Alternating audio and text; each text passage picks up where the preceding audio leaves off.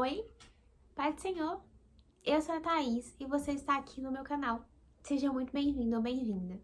Hoje eu vim falar de um tema que tem repercutido nos últimos dias, nas últimas semanas, em algumas redes sociais como Instagram e Twitter, que hoje é o X.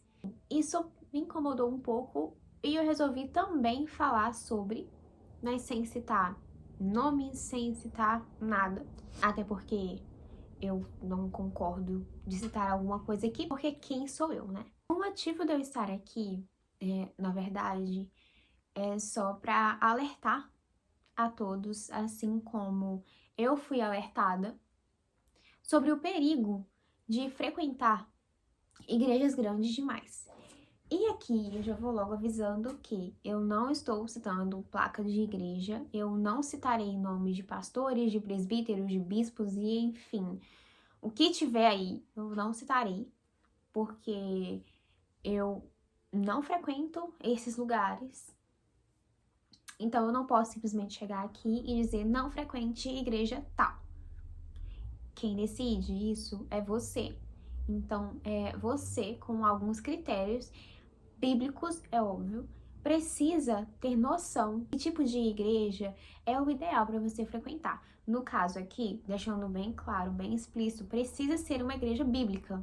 Dias atrás eu soltei uma enquete no meu Instagram perguntando sobre esse tipo de igreja, se as pessoas que, enfim, me seguem frequentariam ou não, se sentiriam bem em um lugar como esse.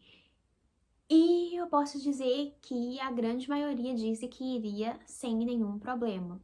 Aqui eu só citei frequentar, eu não falei de ser membro, né? Então eu entendo a implicação de, se eu for membro, eu não, se for para eu ser membro, eu não sou, mas se frequentar eu acho ok. Mas recentemente, bombou no TikTok, que inclusive, graças a Deus, eu não tenho essa rede social, mas eu tenho o X, então é óbvio que isso acabou parando lá também.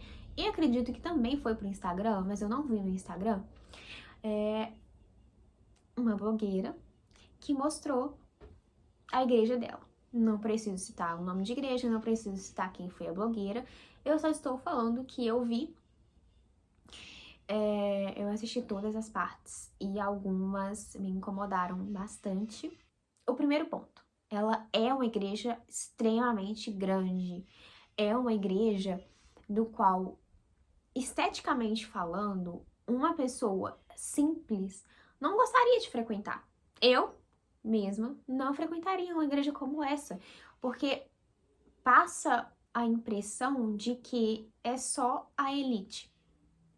E enfim, a igreja não é para isso, a igreja é para acolher a todos, é para que qualquer pessoa se sinta bem. O intuito da igreja, além, é claro, de levar o evangelho, é de acolher as pessoas, é de estar sempre, ser um lugar no qual possamos confiar em todos ali, sabe? Que não exista classes, sabe? Que dentro da igreja não existem classes sociais. E, infelizmente, é o que acontece nessas grandes igrejas. Não citarei nomes, não estou falando se é a igreja A, B ou C, mas é um grande problema que eu vejo. Segundo problema, gente, o templo, né, que deveria... Para mim, o templo é todo o prédio, né? Todo o prédio é composto pelo templo. Mas as salas do templo, eu não sei nem se eu posso falar desse jeito, mas as salas lá onde as pessoas prestam cultos. São salas que, de verdade, parecem sala de cinema. E é claro que existem muitas igrejas de parede preta, e eu não tenho nada contra essas igrejas, né? Tudo que eu tenho contra igrejas grandes é exatamente isso que eu tô trazendo aqui. Então, ela é uma igreja que, sabe, tudo ali em volta é classicista, sabe? É elitista. O terceiro ponto que me incomodou muito foi o cantinho lá, sabe? Um cantinho infantil. O nome do cantinho é Cantinho da Humildade. honestidade, né, na verdade, um cantinho da honestidade. E precisava ser em dinheiro, sabe? Não sei se você que tá assistindo aqui chegou a assistir esse vídeo, mas tem um cantinho, né, da honestidade lá, onde tem coisinhas pra comer, besteirinhas. E isso é diretamente para as crianças. As crianças ali são ensinadas a ter honestidade, não pode pegar sem pagar, né? E eu não posso dizer que eu odiei a iniciativa, mas que eu não me agradei da forma com que foi feita, porque não precisava ser com dinheiro de verdade, sabe? Por exemplo, a gente pode ensinar crianças com dinheiro de mentirinha. E a criança já vai pra igreja pensando, nossa, lá tem um cantinho da honestidade, vou pedir meu papai, vou pedir minha mamãe dinheiro pra eu poder levar. E ou seja, além do dízimo, além da oferta, além de coisas que eu acredito que envolva dinheiro, em qualquer igreja, não estou citando só essa. Além de tudo isso, a criança leva o dinheiro separado para poder usar naquele momentinho ali. Ou seja, aquele cantinho da honestidade virou uma mercadoria infantil. É para criança gastar dinheiro. E igreja não é um parque de diversões. Acho que o vídeo cortou, eu nem sei se eu coloquei certo, mas como eu estava dizendo, as crianças precisam ser instruídas na palavra do Senhor. Elas precisam estar na escola dominical para aprender sobre o caráter de Cristo. E é por isso que muitos adolescentes e jovens acabam se afastando da igreja porque elas não entenderam o que é seguir a Cristo. Então, de tudo, o que mais me incomoda nessas igrejas é elas parecerem um grande comércio. Além de que eu vi uma outra também, onde ela realmente comercializa roupas, né? No caso, camisetas, aonde nem de Cristo ela fala direito. É basicamente o nome da igreja que se transformou numa marca. Agora, tá todo mundo cansado, né? De saber, mas aqui na palavra de Deus diz em Mateus capítulo 21, versículos 12 e 13. E entrou Jesus no templo de Deus e expulsou todos que vendiam e compravam no templo, e derribou as mesas dos cambistas e as cadeiras dos que vendiam pombas. E disse-lhes: Escrito está, a minha casa será chamada casa de oração, e vós a tendes convertido em covil de ladrões. É assustador, isso me assusta, a forma com que hoje a palavra de Deus é pregada. Na verdade, em muitos lugares nem é pregada, né? Porque nós sabemos que hoje, dentro da igreja, nós vemos pastores, bispos e afins falando somente sobre você precisa ser próspero. Para você ser próspero, vamos fazer uma grande oração, vamos fazer isso, vamos fazer aquilo. Toma aqui, ó, meu suor para que você conquiste muitas coisas. Tem uma igreja muito famosa que eu sempre vejo com a minha avó quando eu tô na cidade dela, porque ela gosta de assistir. Uma igreja muito específica, gigante também, banhada em ouro.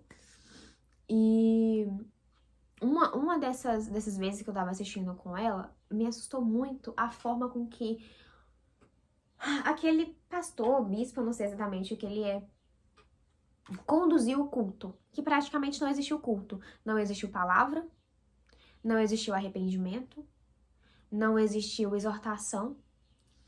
Quando chegou a hora dele falar, que ele poderia ter falado, vamos nos arrepender, Jesus está voltando, ele começou a dizer que ele sentia que 40 pessoas ali, 42, não lembro direito, seriam abençoadas com um carro. E foi isso. Toda a pregação dele foi em cima de eu recebi uma revelação, não sei exatamente o que ele quis dizer com aquilo, e aqui muitas pessoas vão sair com um carro zero na garagem. Enfim, eu acho que eu me estendi muito, né, nesse assunto, mas é um assunto que me deixa magoada, é um assunto que me deixa nervosa até, né, porque eu cresci na igreja, eu cresci no evangelho, e quando a gente vai crescendo, a gente vai percebendo coisas que estão completamente fora de cogitação dentro da igreja, completamente fora da palavra, sabe? E de tudo isso, acho que o que mais me entristece é realmente a quantidade de pessoas, a quantidade de jovens que estão sendo anestesiados ao inferno, sabe? Porque não tem mais o que dizer, sabe? Os jovens estão sendo guiados, enfim, estão indo para igrejas que não têm trago uma palavra de exortação, sabe? Não tem dito, vocês precisam mudar, vocês precisam conhecer o verdadeiro evangelho. E muitas vezes os jovens continuam fazendo as mesmas coisas que faziam quando estavam no mundo, sabe?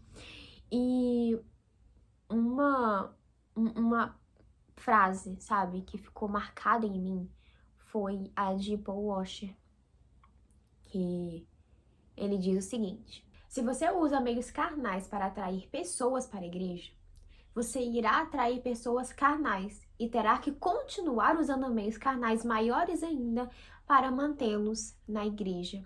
E o que ele quis dizer com isso? Que pastores e líderes, enfim, vamos dizer aqui de jovens, estão tentando trazer mais jovens ao evangelho. E eles estão usando meios extremamente carnais para isso. Musiquinhas e dancinhas de TikTok, igrejas cada vez maiores, marcas de roupa, e enfim, tudo do que o evangelho não precisa, sabe? O evangelho não precisa de tudo isso. A única coisa que vai atrair mais jovens, mais adultos, mais adolescentes, mais crianças, mais idosos, enfim, a única coisa que consegue convencer as pessoas do pecado é o Espírito Santo. A única coisa que nós precisamos fazer é pregar o evangelho. É pregar a palavra que está aqui. É basicamente a única coisa. Nós só estamos aqui para isso. Porque o resto, o Espírito Santo que vai fazer. É o Espírito Santo que vai convencer. É o Espírito Santo que vai fazer com que aquela pessoa se arrependa dos seus pecados. É o Espírito Santo, sabe? Nós não temos poder de nada. Se você tem dom de cantar, se você tem dom de pregar, tudo isso que a gente deu foi Deus. E Ele te deu tudo isso exatamente para que você leve o Evangelho, sabe? Então, nós precisamos nos voltar para o evangelho tradicional, nós precisamos nos voltar para o verdadeiro evangelho da cruz. Não precisamos de papagaiada enfim, esse circo todo dentro da igreja, simplesmente só para trazer jovem, sabe? Deus não precisa disso. Deus não precisa que façamos palhaçadas na frente do púlpito simplesmente para ganhar as pessoas que estão ali visitando. Porque muito mais vale quem prega a palavra com verdade e humildade do que aquele que fica se papagaiando para poder criar um circo na igreja.